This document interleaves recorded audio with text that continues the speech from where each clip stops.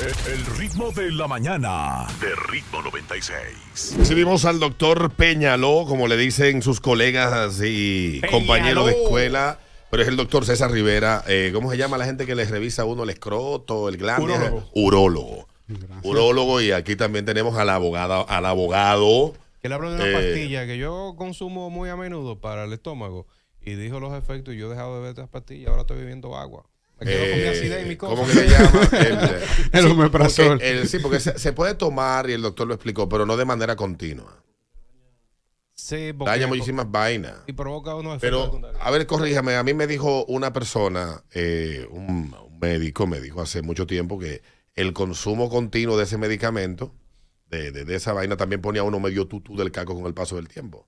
Como que te empiezan a olvidar la cosa y la vaina. Y dijo que eso hay que tomarlo, pero bajo supervisión y estricta prescripción médica. Realmente sí, hay algunos Buenos estudios. días, antes que todo, doctor César Rivera. Buenos días. Buenos días. El doctor del avión. Hay algunos estudios que hablan de que el uso prolongado de estos medicamentos pueden producir cierto grado de demencia senil. Sí. Bueno. Igual que también otros medicamentos como los antimuscarínicos, también hay algunos estudios que hablan que el uso prolongado e indiscriminado de estos medicamentos pueden producir demencia senil. El agua no limpia, pues yo estoy bebiendo mucha agua ahora para ver si me limpio de todos esos medicamentos que me he metido. Realmente el agua lo que va a hacer que va a aumentar la diuresis. Si aumenta la diuresis, va a haber una menor concentración plasmática del medicamento. O sea, diuresia mía mucho, ¿verdad? Va a orinar Ok. mucho. Altos términos Tráeme algo, médicos y Sandra, por vaina. No, pues ya yo lo El doctor, diagnostiqué a este, ¿eh? va a morir. Te vamos. Yo diagnostico Tenemos también a Juan Arturo con nosotros aquí. El doctor quería tocar el tema de las demandas médicas que se han dado y se han hecho públicas y que han tenido como sentencias a hospitales y médicos. Y quería que invitáramos a Juan Arturo para también darle una perspectiva legal a este tema que hoy vi yo en el Listín Diario una nota escrita por el presidente de una fundación, que tiene el nombre del doctor, ahora le busco el nombre para no quedarme con él, que él hacía tiempo, y es verdad, yo llegué a leer en el 2015 que este tipo de sentencias llegarían y que los médicos tenían que prepararse para esto que estamos viendo ahora. Bueno, realmente sí, la demanda médica desde mi punto de vista entiendo que es un derecho que tiene el paciente. Si nosotros trabajamos a partir del método científico, se supone que el método científico le permite a cualquier persona que se someta a un tratamiento médico, ¿verdad?, verificar su tratamiento, porque sabemos también que no en todos los individuos un tratamiento puede funcionar igual. Y de ahí en que en algunos países entonces existen protocolos terapéuticos que si se siguen esos protocolos terapéuticos, entonces la parte de la verificación ahí automáticamente queda anulada. ¿Qué sucede en países como el nuestro? Que los protocolos terapéuticos están ajustados al año 2000, al año 1996, y algunas de los tratamientos médicos y algunos de los tratamientos quirúrgicos que incluso están estipulados en nuestra ley están sujetos al año 2000 cuando se hizo la ley 4201. Y si revisamos algunos de esos tratamientos hoy en el 2024, ninguno son estándar para el tratamiento de muchas enfermedades. Incluso también a la hora del paciente buscar cobertura de medicamentos, cobertura de procedimientos, cobertura de tratamientos, muchas veces reciben la negativa de las aseguradoras porque lo que es el estándar hoy no era el estándar en el año 2020. En el año 2000, perdón. Y ahora mismo muchos pacientes están exigiendo su derecho a que se verifique y que se le dé una solución ya fuera de lo médico, fuera de lo técnico, sino una solución legal. ¿Qué sucede también en nuestro país? Que a diferencia de otras partes del mundo también, nosotros no tenemos una estancia especializada para este tipo de problemas, de estos tipos de problemas legales. Y mucho de lo que pedimos nosotros como especialistas es que se quite como la despenalización, sino que, bueno, sí, demándame en la parte civil, que se pueda, por ejemplo, tener una sanción económica o una sanción, vamos a decirlo así, una suspensión de la licencia, suspensión de la licencia, que es lo que se estila en otras partes del mundo. Pero lo penal es lo que estaba leyendo exactamente eso, y de eso hablaba el Ashley Vaquero, presidente de la Fundación Doctor Vaquero, fue el que escribió y escribía sobre esto en el año 2015 hacia atrás, advirtiendo sobre que esto podía pasar. Entonces, el tema de lo penal es lo que ustedes como médicos entienden que debería ser lo que se discuta. Realmente es lo más vergonzoso para nosotros. Que se nos trate, ¿verdad?, ya en una forma penal. Todos vamos a ser demandados en alguna parte, en algún momento de nuestra carrera. Con eso de demanda civil por violación, por abuso. No, espero que no se me dé. Pero todos vamos a ser sometidos a algún tipo de investigación en alguna etapa de nuestra carrera. Todos creo que estamos preparados y algunos, por ejemplo, en la práctica privada tenemos protocolos americanos, seguimos protocolos europeos para tratar de tener nuestra práctica, vamos a decir así, lo más estrictamente organizada. El problema es que en un tribunal dominicano, el protocolo americano a mí no me sirve para nada. El protocolo europeo a mí no me sirve para nada. Yo lo puedo tener hasta como ejemplo, pero cuando a mí me vayan a juzgar, me van a juzgar por un protocolo obsoleto. Yo no voy a ofrecer un tratamiento obsoleto en el 2024. Yo voy a tratar de ofrecer un tratamiento. Por ejemplo, aquí tenemos ya, gracias a Dios, la cirugía con robot. Ya vemos un grupo de médicos que estamos haciendo el esfuerzo por prepararnos, certificarnos y tener certificaciones internacionales para utilizar ese dispositivo. Pero si tenemos un inconveniente, posiblemente la legislación dominicana no contemple ese tipo de cirugía. Y eso lo complica todo. Lo complica todo. Si sale todo bien, pues quizás no tengamos ningún problema. Cuando salga algo mal, entonces quizás tengamos esa debilidad, aunque por ejemplo en el 80 o 90% de las asociaciones médicas internacionales ya la cirugía con robot es aceptada, por ejemplo, para el tratamiento de muchas enfermedades. El colegio médico ahora mismo creo que está desarrollando la mejor estrategia, solicitándole al Estado, solicitándole a la Suprema Corte de Justicia que se diseñe un tribunal especializado para tratar estos casos, porque no es que no queremos que se traten, no es que no queremos que se nos demanden, sino que se someta a ese proceso de demanda dentro de un grupo de personas que entiendan cuáles son los conceptos que se vayan a desarrollar en cada tipo de patología y que no se vaya a entender que una complicación o un resultado no deseado es una mala praxis. Es una mala praxis. Es una mala praxis. Abogado. Mira, el principal problema que enfrentan los médicos en la actualidad, cuando nosotros vamos tanto al Código Civil como el Código Penal, en estos temas de responsabilidad, tanto civil como penal, es la propia redacción que trae cada una de las codificaciones.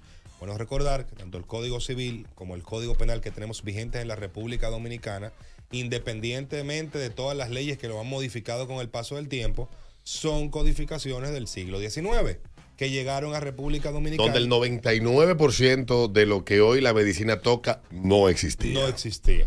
O sea, todas estas especialidades, los avances científicos, ni siquiera los antibióticos todavía creo que habían sido descubiertos. Estas codificaciones llegan en 1822 a República Dominicana con la ocupación haitiana y luego son traducidos al español cuando pues el país se independiza en 1844. Cuando tú vas entonces a las redacciones, tú ves que las redacciones son sumamente cerradas. En el caso de la materia civil, te establece que todo aquel que causa un daño a otro tiene que repararlo. Punto. O sea, básicamente esa es la base de la responsabilidad civil en República Dominicana, aunque posteriormente, pues el propio código y las leyes que han surgido con el tiempo van moldeando un poco ese tema de la responsabilidad civil.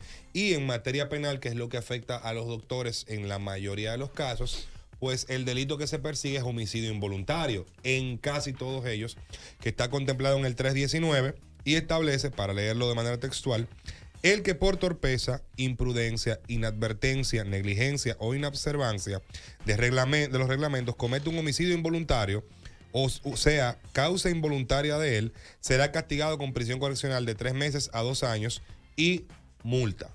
Obviamente, ahí dentro de ese grupo también caen los errores, la inobservancia que está mencionada, pero se pudiese interpretar, como el doctor muy bien señala, que el uso de protocolos que están desactualizados, así sean los aprobados por la ley, pues caen dentro del ámbito del homicidio involuntario porque tú no estás utilizando, en principio, las directrices modernas, vigentes y aceptadas de forma internacional en el área de la medicina.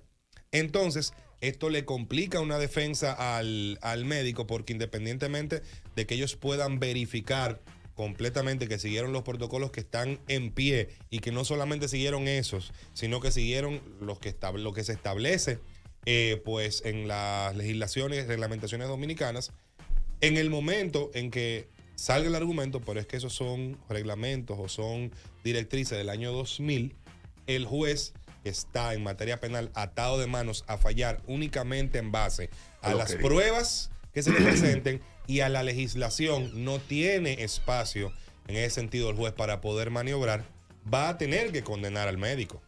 Así el médico haya seguido el protocolo correcto y el resultado, desgraciadamente, sea el resultado adverso para el médico. Ahora, también, y esa es una de las críticas, creo yo, que se deben hacer, y es que en todo momento tenemos que recordar que los errores, la negligencia y la inobservancia son causantes o son la génesis de la responsabilidad. O sea, independientemente que usted haya seguido el protocolo completo, si en ese protocolo usted comete un error, usted es responsable, es pasible de ser perseguido y la discusión tiene que estar ahí. Yo escucho que pues el Colegio Médico Dominicano y el doctor, y tú también cuando hablábamos fuera del aire, apoyan la creación de una jurisdicción especial para conocer pues de casos médicos. Yo no estoy tan seguro de qué tipo de jueces pudiesen componer esa jurisdicción especial, porque las jurisdicciones especiales a veces son contraproducentes, y traigo el ejemplo de los tribunales militares que existían en República Dominicana, donde militares terminaban juzgando militares. Y, como el viejo adagio dice, entre bomberos no se pisan la manguera, muchas veces pues esos militares no cumplían con las responsabilidades que la ley determinaba en esos casos. Entonces, yo abogo más que por la creación de una jurisdicción especial, por la preparación de los agentes de la justicia, que haya acuerdos entre el Colegio Médico Dominicano y la Escuela Nacional de la Judicatura para preparar mejores jueces, que haya acuerdos entre el Colegio Médico Dominicano y la Escuela del Ministerio Público para preparar también fiscales que tengan conocimientos de estos aspectos de responsabilidad médica, y así empezar a crear jurisprudencia y empezar a contar con actores que sepan de lo que están hablando. Así como adicionalmente creo que tiene que hacerse una gran campaña de certificación de médicos para que puedan ser peritos en los tribunales. El peor error que pueden cometer los médicos es alejarse de la justicia y sacar a los peritos que ya tienen ahí. Obviamente, por solidaridad de los médicos no vamos a ayudar a que condenen a otros médicos. Eso sería un error, porque están perdiendo la única voz que tienen dentro de los procesos judiciales. Entonces, y que podrían evitar que de manera injusta, por falta de entendimiento del juez, llegar a una conclusión o a una sentencia que, en caso de que así sea, de que la persona no sea responsable, termine el juez diciendo, no, mira, yo no me voy a complicar con esto, condenado, y a veces ni siquiera por falta de que el juez no lo entienda. Es que, vuelvo y digo, a veces los jueces están atados de mano. Sí, exactamente. Pero tú sabes que los jueces, igual que toditos nosotros, son seres humanos. Claro. Y pueden ser pasibles de cometer un error. Por eso fue que cuando se aprobó el Código Procesal Penal que tenemos vigente, se eliminó la íntima convicción del juez. Exactamente por eso. Eso no forma parte del proceso, y el juez, como dije más temprano, está obligado a fallar en base a pruebas y está obligado a fallar en base a los argumentos que se han presentado en el tribunal y lo que establezca en la ley sobre lo que se está discutiendo. Doctor César Rivera. Bueno, ahora mismo lo que tenemos es, como usted nos recomienda incluso, encaminar a crear ese grupo de compañeros y de colegas que trabajen en el peritaje médico. Entiendo que la cantidad de peritos médicos que tenemos ahora mismo certificados es muy poca como para también dar una respuesta adecuada a muchos casos. También ahora mismo hay una gran ola de médicos que se han dedicado a estudiar derecho. Y entiendo que también el Colegio Médico debería de reunir a esos médicos.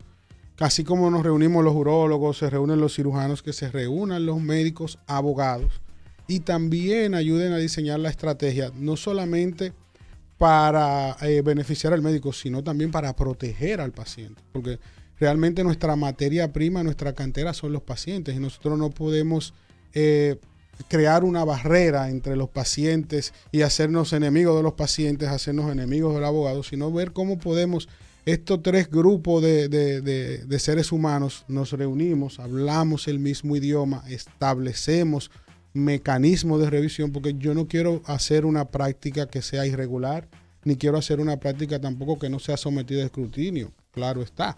También yo quiero que se entienda que yo puedo tomar una decisión, incluso ahora se le da más participación al paciente a la hora de elegir ciertos tratamientos y partiendo de lo que elija el paciente, nosotros como médicos tenemos entonces que seguir ciertas directrices y explicarle al paciente también cada tratamiento que se elige, cuáles son sus posibilidades de éxito, cuáles son sus posibilidades de fracaso, qué hacer si hay un fracaso, qué otras alternativas tenemos, porque también la comunicación con el paciente se ha perdido. Muchos de nosotros hemos perdido la comunicación con el paciente, hemos perdido la comunicación con los familiares y muchas veces quizás lo que desencadena el mal gusto en la familia, que después termina en un acto de demanda, es que no tenemos una comunicación fluida y adecuada. Y la familia entonces, a partir de lo que le explica el abogado, es que va a hacer que el abogado fundamente o diseñe una estrategia de defensa para esa familia que fue agraviada. Y en muchos de los casos, quizás nosotros como médicos sí faltamos, porque no somos seres humanos, no vamos a equivocar, pero también entiendo que en algunos de los casos, algunos de los compañeros fueron juzgados de manera injusta con situaciones que incluso las literaturas, lo que pasa es que no son literaturas dominicanas, Claro. no fallan en contra de él, sino que son situaciones que son favorables para él y que él hizo lo que tenía que hacer. Quiero tocar un aspecto de lo que usted menciona, doctor, sobre ese tema de la comunicación, los consentimientos informados, que básicamente, pues, una vez ya al paciente o a sus familiares se le han explicado todas las posibles consecuencias o beneficios de seguir un tratamiento médico, que ellos, para dar su aquiescencia de ok, lo aceptamos, pues tienen que firmar ese consentimiento informado. No, a la luz de los tribunales, únicamente no vale el hecho de tú firmar el consentimiento informado. ¿Por qué? Porque en el caso de muchos profesionales, especialmente los médicos, en la relación que existe a nivel contractual entre el médico y el paciente, existen unas obligaciones adicionales de que el médico, como es el experto en la materia y tiene conocimientos que la persona común no va a tener sobre aspectos de medicina, cada elemento que sea parte de un tratamiento médico debe ser no solamente correctamente explicado, sino correctamente entendido por el paciente. Eso es muy importante. No es solamente usted decirle, mira, te rompiste un hueso, te vamos a meter una placa de metal, te vamos a inmovilizar ese brazo, un tratamiento de 2 años, te vamos a dar seguimiento y a los 2 años vemos si te sacamos la placa. No es solamente eso. Y si el tipo que le pone la placa de hierro está lloviendo y jala un rayo y lo mata, ¿el médico es responsable? No, porque eso es un imprevisto, es imposible. Es imposible predecir. Tiene lógica la pregunta. Ese porque se va a morir. Ese se va a morir. Doctor, es legítimo que la familia puede decir, por ese médico al diablo que le cayó el rayo. No, ya eso es una causa de fuerza mayor imposible. Son cábulas. Exacto. Cabrón, no, malos entendidos. Ay, sí, mena. No, pero es verdad, doctor. En ese caso, pues obviamente eso escapa completamente del control y la responsabilidad de los médicos, aunque hay que ver si la clínica en una mala instalación. Sí, una mala instalación. Deja un tornillo afuera, una vaina. No, pero eso ya escapa del control de los médicos. Pero sí es importante indicarles a quienes nos están escuchando y nos están viendo que en el caso médico no es solamente el hecho de tú explicarle al paciente de qué se trata el procedimiento, el tratamiento que va a seguir, sino estar completamente seguro de que ese paciente entienda lo que tú le estás diciendo. Ahí entra en juego muchos temas como la capacidad de entendimiento de una gente, la preparación académica, pero desgraciadamente ese es el estándar frente al cual los profesionales estamos de frente a las personas que no ejercen esa profesión. La misma obligación se le exige a los abogados en muchos casos. Explicar el más mínimo detalle. Exacto. No solamente explicarlo, sino que tú me entiendas cuál es el procedimiento. Y eso es sumamente importante a la hora de crear una defensa cuando tú vas a los tribunales por este tipo de casos de pacientes demandando abogados. Ahí me surge una pregunta y va para los dos. O sea, tú recibes un caso y tú le dices, y tú estás como abogado, tú entiendes que este tipo es responsable de lo que lo están acusando, y tú le dices, mira, te van a condenar, porque tú eres responsable. Entonces tu trabajo es tratar de que reciba la menor condena posible, porque lo van a condenar. Entonces tú tienes la responsabilidad de decirle eso, debes de decirlo. Si tú no lo informas, estás faltando a tu deber. Correcto, sí. Igual pasa cuando usted recibe un paciente y el paciente, usted sabe que tiene una enfermedad que no va a salir de ahí, que no sea vivo. O sea, usted, ¿cómo se le dice a una gente, mire, usted se va a morir de ese cáncer, mi trabajo es paliar el proceso de la enfermedad, pero usted tiene una enfermedad que no hay camino? O sea, tienen esa responsabilidad, sí, realmente sí, moral y ética el médico de informarlo, o usted puede venderle, si usted le vende esperanza de vida a esa persona, sabiendo que, obviamente, a veces hay cosas misteriosas que obran y hay personas que se curan, pero ¿tiene esa obligación el médico? estamos obligados. En culturas como las nuestras, por ejemplo, generalmente eso se habla con la familia, no se le dice directamente al paciente, que para mí es un error. Es un error porque se supone quien tiene que saber cuál es el problema real que tiene es el paciente. Pero nosotros muchas veces accedemos a que los hijos nos dicen, no, por favor, no lo trate delante de papá, explíquenos bien a nosotros. Y sí, hay pacientes que hay que decirle que van a morir. El tema de la muerte en la consulta es el tema quizás más difícil para todos los médicos, pero hay algunos tratamientos que tienen mortalidad alta. Hay otros tratamientos que tienen mortalidad baja, pero por el hecho de que tengan mortalidad baja no quiere dejar dicho que, por ejemplo, en una circuncisión se va a morir el 3% de lo que se sometan a ella. Que eso es algo que también uno tiene malentendido. Yo vi a alguien, no, pues esa persona lo que le cortaron fue el prepucio y eso no es El nada. tipo se murió y yo vi a un médico decir, es un error hablar de que de bajo riesgo. Dice, toda intervención en el cuerpo humano tiene riesgo de muerte.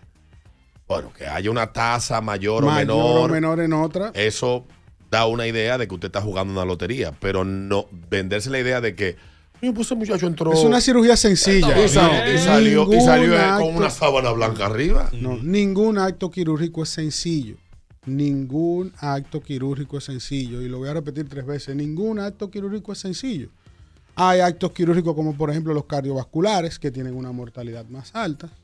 Hay actos quirúrgicos, por ejemplo, como los dermatológicos, tienen una mortalidad más baja. ¿Y la endoscopía? ¿Me voy a hacer una? Las endoscopías tienen su índice de mortalidad. Yo no soy gastroenterólogo, pero tienen su índice de mortalidad, de perforaciones del intestino. O sea, hay un sinnúmero de complicaciones hasta llevar a la muerte del paciente que en el método científico, cuando se aprobó ese estudio, se fueron identificando.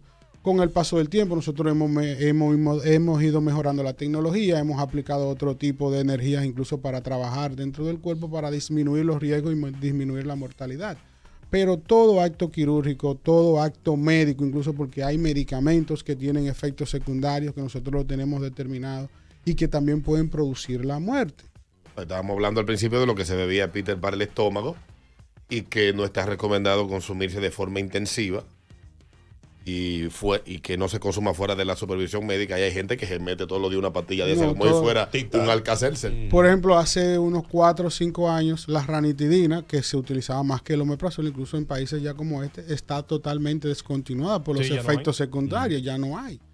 Y quizás a países como este les convenga todavía por un tema de costos seguir utilizando la ranitidina. Pues si uno se pone a ver el índice de complicaciones por los costos que pudiera producir, quizás en algunas partes del país no convenga tener ranitidina. Pero el Estado tomó la decisión de sacarla radicalmente, al igual que otros medicamentos por los efectos secundarios. Pero no es que nada de lo que nosotros vayamos a hacer en un paciente es inocuo. No, todo puede causar la muerte. ¿Cómo se determina, por ejemplo, en un caso quirúrgico y para establecer responsabilidades legales, como se está hablando? ¿Cómo se determina entonces quién tuvo la responsabilidad a la hora de hacer una demanda? Cuando es un caso quirúrgico, si un anestesista... Hay varios médicos. Hay varios médicos involucrados en un proceso. En un proceso quirúrgico, sí. Exactamente. Entonces, ¿Cómo se toma esa responsabilidad cuando un paciente quiera, por ejemplo, demandar a un médico? Ahí está el anestesista, está El que te raja, el que pasa los instrumentos, No, la enfermera morena que te seca el sudor, la vaina. Exactamente. Para establecer... Digo, eso no lo ve en la película. Sí. Imagínate. Full. Y en un caso fatal, por ejemplo, que el paciente muera. Siempre dicen negligencia médica.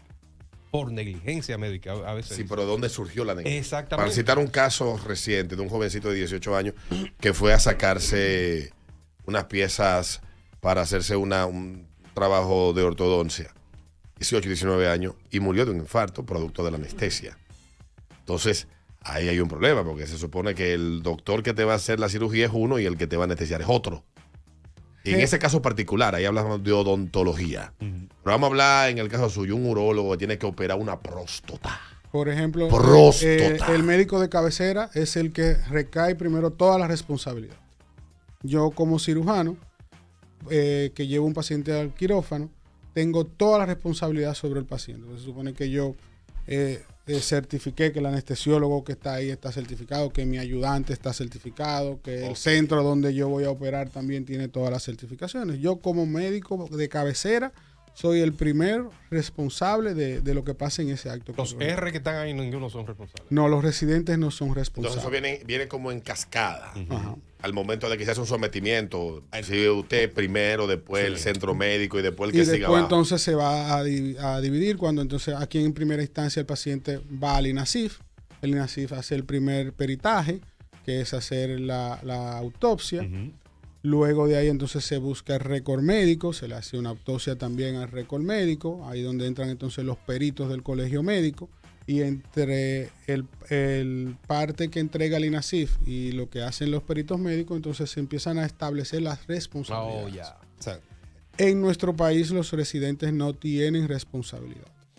Los residentes están en un entrenamiento, tienen que depender de mí en todo acto que esté un residente. Por ejemplo, yo soy coordinador de una residencia y ningún residente de mi residencia opera solo. Sí. Ni hace nada solo. Si se volvió loco y salió por ahí y Que hizo cierra algo tú. Fuera no, de supervisión. fuera de mi Sí. Ahí supervisión, es distinto, ya exacto. él tiene que algo que citó ahorita el licenciado fue muy bueno, y es que tenemos que sacarnos de la cabeza de que el S4 nos da autoridad para hacer todo. En 1900 el S4 me permitía a mí como médico hacer un parto. Quizá yo por mi entrenamiento básico, si hay una emergencia, puedo actuar en la emergencia, pero si llegó un ginecólogo, yo tengo que dejar que ese ginecólogo Que haga su trabajo. haga su trabajo. Si usted está en una situación de emergencia y yo puedo diagnosticar un infarto, porque yo sé, dolor torácico, Ay, Dios libre, sudoración, ese estado El de brazo, agitación, el eso dolor del brazo. resaca, doctor. Yo tengo que saber, bueno, ¿Cuál es el brazo que posiblemente duele? el izquierdo. El izquierdo, donde está el Yo tengo que corazón. saber que es un infarto, y había una neumotemia que era mona, donde uno tenía también con la mona, uno se sabía cuál era el tratamiento, y yo lo puedo ir iniciando. Ahora, ya tener yo, que voy a salir por ahí, yo soy urólogo, cardiólogo, ginecostetra, neumólogo, y hacer todo lo que yo entienda que puedo hacer en la medicina, ya tenemos que sacarnos eso de la cabeza. Ya, no. Ya finalmente. Perdón, para Ajá, dar la parte legal sí, de la pregunta de Peter. y siguiendo lo que pues muy bien el doctor indica, una vez culminados los procesos ya de la autopsia y del peritaje que se realiza para determinar exactamente dónde es que ocurre el fallo, la negligencia o que esa persona simple y sencillamente contó con mala suerte en ese momento, es ahí entonces donde entramos los abogados y determinamos a quiénes vamos a demandar. Porque muchas veces en los tribunales lo que tú haces es un descarte. Supongamos que en el proceso no se puede señalar directamente a ninguno de los médicos o personal médico que estuvo involucrado en el procedimiento quirúrgico. Entonces, mi responsabilidad como abogado es demandar a todo el mundo. El diablo. Yo demando a la clínica o al hospital, demando al médico de El grupo cabecera, completo. demando a los residentes que estaban ahí bajo su supervisión, demando al anestesiólogo, demando a las enfermeras, demando hasta la gente que limpia la sala. El que le llevó el desayuno ese día, que no Oye, podía no, desayunar tú si sabes. se murió con la Dema- anestesia. demando. Y yo presento entonces mis... ¿Así? Es así, Entonces, así es que se estila generalmente. Yo presento los hechos y mis pruebas de lo que ocurrió y por qué yo señalo que todos ellos son solidariamente responsables, es decir, que son responsables en igual medida y les corresponde entonces a la defensa técnica en los tribunales de los médicos determinar de quién es la posible responsabilidad o defender que nadie tuvo responsabilidad en ese caso. Entonces, ahí los jueces, y ahí la importancia de los peritos, porque son los peritos que van a ilustrar a los jueces cuál es la situación. El perito va a llevar al juez a estar dentro de esa sala quirúrgica donde se está haciendo ese procedimiento y le va a explicar paso por paso cuál es el procedimiento y dónde pudieron haber estado los errores o si no hubo ningún error. Por eso es que dije ahorita, es un error que se pretenda ahora que los peritos médicos se quiten del medio en solidaridad a los demás médicos. ¿Por qué? Comparto ese criterio. Porque es erróneo. estás sacando tu voz del proceso judicial y lo está dejando de que sea el juez que no es experto en medicina el que tome la decisión en base a lo que se le está presentando delante únicamente. Y usando esencialmente el derecho y aplicándolo como está escrito. Exacto. Entonces, por eso es que el rol del abogado tiene que ser ahí en ese caso. Si yo soy representando la parte demandante, yo le voy a atribuir responsabilidad a todo el mundo para que sea el juez el que a través de su decisión diga, mira, el médico cabecera no fue responsable porque él siguió los protocolos del lugar.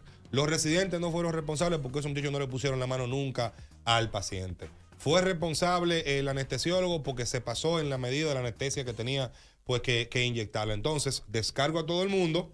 Ahora, y el anestesiólogo queda siendo responsable y es el posible condenado en ese caso. O pudiese darse que el médico que está operando hace un corte más profundo de lo que inicialmente se pensaba, por un error, por lo que sea. Está la carótida. ¿Dónde está la carótida? No es en el cuello. En el cuello. Ocurre, los errores ocurren desgraciadamente y el juez entiende, que ninguno de nosotros somos responsables, el responsable es el médico que estaba pues atendiendo a esa persona que estamos operando. Sobre los residentes, rápidamente, como usted lo describe, entre los residentes y el médico que esté encargado de ellos, existe una relación comitente-preposé. Hemos hablado aquí que esa es una relación que es similar a la de los artesanos con sus aprendices.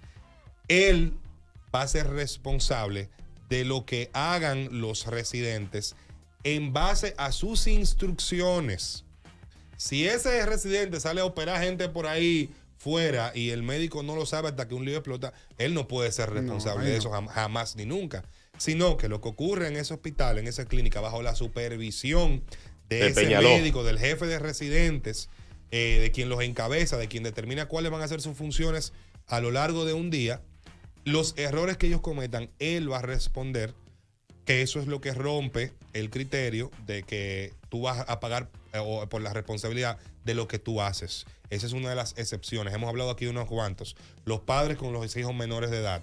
Los propietarios de animales cuando esos animales le hacen daño a otra gente. En el caso de los parqueadores que son empleados de restaurantes o compañías subcontratadas para dar ese servicio, que lo hemos mencionado aquí en varias ocasiones. Entonces, esa relación con los médicos jefes y sus residentes, pues también se cae dentro de esas excepciones. Hay una cosita, mira, y que se da mucho. Y es el pan nuestro de cada día. Por ejemplo, ¿dónde entraría negligencia médica? ¿Dónde entraría estas cuestiones de demanda? Que es por cuando hay personas que llevan a un paciente enfermo a una emergencia, en este caso, por ejemplo, una clínica, pero entonces se encuentran con el cuadro que siempre se presenta, la enfermera tomando café por allá, el médico que no aparece, que hay que hacer un depósito. Y si no te lo atiendo. Exactamente, si no te lo atiendo. Resulta, el paciente muere. En lo que se presenta el caso de que el tipo agarre y deposite el dinero que hay que depositar en la caja para que te lo atiendan, que la enfermera termine de beberse su café, que el médico residente aparezca, que está aquello que cosa, que tú tienes que llevarle un recibo certificando que tú depositaste ese dinero, el paciente muere, esperando la atención. Entonces, ¿cómo se procede? ¿Hay negligencia médica? Ahí se demanda la clínica completa con todo el médico, hasta el camillero. ¿Qué dice la ley? Bueno, ¿qué tipo de cosas? En ese caso, por ejemplo, ya hay inobservancia, eso es negligencia. Y si eso sucede, generalmente las veces que ha sucedido, siempre se demanda al centro con todos los actores. Es una práctica que entiendo que ha disminuido mucho en República Dominicana. También aquí tenemos que entender que los procedimientos burocráticos también complican muchas veces la atención de emergencia, porque tenemos emergencias a veces sobresaturadas con pacientes que no quieren ir a la consulta. Y esa sobresaturación hace que muchas veces cuando llegue una emergencia de verdad, Real. si ya yo lo estoy atendiendo a usted y veo que allí está un infarto, usted no va a querer que yo me vaya para allá, porque usted entiende que su problema es más grave que el que llegó casi muriendo. Y eso es lo que pasa en el 80 o 90% de los malentendidos que se ven en esas situaciones. Muchas veces la emergencia tiene un internista, tienen un pediatra y un médico general. El pediatra está con los niños, el internista está con los adultos o el emergenciólogo. Gracias a Dios ya tenemos el emergenciólogo en nuestro país. Y muchas veces perdemos más tiempo en la emergencia con situaciones que no son emergencias, por ejemplo, amigdalitis, cefalea, dolores menstruales. Eso es lo que hay en la emergencia aquí ahora mismo. Y realmente cuando llega un paciente real de emergencia, tenemos que desviar todo el tiempo a veces en una amigdalitis. Usted entenderá, pero si mi hijo tiene amigdalitis y le dio fiebre a las 10 de la noche, a mí hay que atenderlo, yo tengo un seguro. Yo llegué primero. Pero nosotros tenemos que empezar a hacer usos adecuados de la emergencia. Por ejemplo, en otra parte del mundo el uso de la emergencia lo paga el paciente. Aquí, lamentablemente, el uso de la emergencia lo paga el seguro. Y todas las emergencias están llenas. Bueno, el caso, ya finalmente contigo. Exacto, para cerrar eso. En el caso de que los procesos burocráticos sean tan irrazonables con respecto a otros hospitales o otras clínicas en la misma situación, eso pues crea responsabilidad para el centro médico. O sea, eso es lo primero que ven. Si todos los procesos burocráticos que tú tienes son exactamente los mismos a los de la media, o si son más complicados, son más largos y son más tediosos, pues eso pudiese crear responsabilidad para la clínica, el centro médico en general. Y pues, como decía bien el doctor, el caso de inobservancia de los médicos, de que la enfermera te dijo, te chequeo ahora que me estoy bebiendo un café, o lo que sea. Es mi hora de almuerzo. Es mi hora de almuerzo, dame un segundo, ya voy. Y tú torciéndote un dolor ahí hasta que te mueres, pues entonces también eso pudiese generar responsabilidad para todo el que esté en esa emergencia atendiendo. Fui a cambio un cheque y el que me lo recibió se fue a comer y no me dijo nada. Y el cheque en otra caja. Y una hora, estoy esperando que me cambien el cheque. Había que confirmarlo. Gracias, doctor César Rivera. Gracias, Juan Arturo. Tú me vas a disculpar, el doctor fue que pidió que tú vinieras, pero tú tienes que venir mañana, porque hay que hablar de NBA. Está bien. Hay que hablar de no NBA. hay problema. Pero a ti te damos las gracias siempre por la disponibilidad. Yo creo que a la audiencia le queda bastante claro lo que está pasando. Yo mismo estaba en un error en muchísimos conceptos. Yo no soy médico, no soy abogado. Ahora tengo más clara la idea de este tema. Por eso no he hablado mucho de él. Porque no tenía, creo que los criterios suficientes para poder formarme una opinión clara de lo que está pasando. Y sí estoy de acuerdo con lo que el doctor plantea y apoyo totalmente que aquí hay que revisar desde los protocolos hasta cómo se persigue y se castigan este tipo de acciones, que lo penal me parece excesivo y creo que debería solamente ser admisible en excepciones. En excepciones, sí. Donde la intención sea exactamente la de dañar. Porque ningún médico... Yo tengo un montón de amigos médicos y bebo romo con ellos y comparto y sé que son buenas personas todos. Ningún médico estudia esta carrera con la intención de quitar vida, sino de darla y de contribuir a mejorarla. Entonces, hacerle sentir al médico que por cualquier tontería usted va a Panajayo, me imagino que es una carga en la espalda de ustedes como profesionales también y en su conciencia, que dice, coño, pero es que yo siento que estoy robando, es que siento, coño, que fueron delincuentes en potencia. Y no es así. No es así. Así que, doctor, gracias. Juan Arturo. Gracias a ustedes. Las gracias a ti. Vamos a la pausa y venimos con más. Esto lo vamos a poner en YouTube. Estábamos conversando el tema de las demandas médicas aquí en El Ritmo de la Mañana con el doctor César Rivera, urólogo, y Juan Arturo Recio, abogado. Que se así va que hoy sí. el doctor otra vez. ¿El doctor va de viaje hoy de nuevo? va. ¿Pero y por dónde va, doctor? Vamos a San Antonio, Texas. Ojo, yo, pero por Dios. Dios mío, en este año te ha viajado más que yo. Yo no me he salido 2 veces. El ritmo de la mañana de Ritmo 96. HIMS Santo Domingo. Disponible donde quiera. Descargando nuestra app. Ritmo 96. Una estación del Grupo Medrano.